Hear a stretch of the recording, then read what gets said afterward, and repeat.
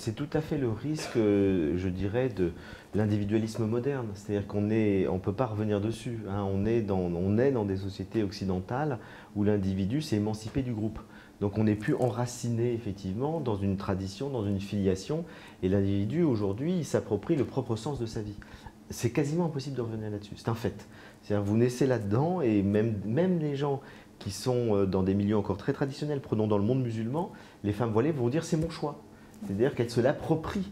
Alors elles peuvent être influencées de ce que vous voulez, mais elles ont le sentiment de faire un choix tout à fait libre et personnel, y compris dans celui d'aller se remettre sous la coupe d'une tradition, dans ce cas-là, de plus juridique ou de plus fermé, peu importe.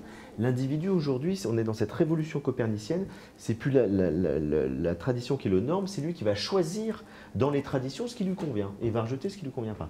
Ça, on l'observe, y compris chez les intégristes, qui vont d'ailleurs choisir des choses, dire bah, là le pape je suis d'accord ou là je ne suis pas d'accord. Donc finalement, on s'aperçoit qu'on ne peut pas sortir de ça. Donc la question est, qu'est-ce qu'on fait avec?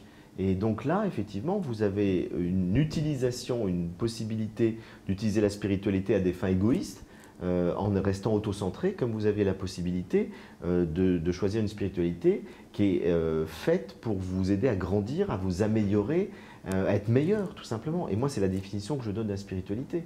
La spiritualité, c'est là pour nous rendre meilleurs. Ça nous permet d'être des êtres humains plus accomplis.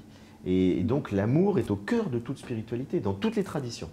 Donc après ça, on peut effectivement le cultiver ou alors se dire bah, tiens, je vais méditer dans mon coin en me fichant de ce qui arrive ailleurs. Après, chacun utilise le spirituel en fonction de son ego, de son altruisme, de sa compréhension du monde. On ne peut pas imposer les choses. Et je regrette effectivement quand je vois des gens pour qui la spiritualité, finalement, c'est juste quelque chose qui les aide à se sentir un peu mieux, mais qui ne les transforme pas. Et ça reste une utilisation matérialiste de la spiritualité, ce qu'un grand lama tibétain qui s'appelle Chögyam Trungpa appelait le matérialisme spirituel. C'est-à-dire qu'il disait les occidentaux sont matérialistes et ils peuvent utiliser la spiritualité finalement comme un objet de consommation comme un autre. Et donc on consomme du spirituel comme on consomme autre chose, mais ça ne nous transforme pas. Or la vraie spiritualité, c'est ce qui nous transforme. C'est la seule définition que je donne à la spiritualité. C'est un outil de transformation pour s'améliorer, pour être meilleur. Donc là, effectivement, qu'est-ce qu'on vise quand on est sur un chemin spirituel? Moi, dans tous mes livres, j'essaye de montrer que l'objectif, ça devrait être un objectif de transformation, d'amélioration pour être plus éveillé, plus conscient, passer de la peur à l'amour, passer de l'inconscience à la conscience.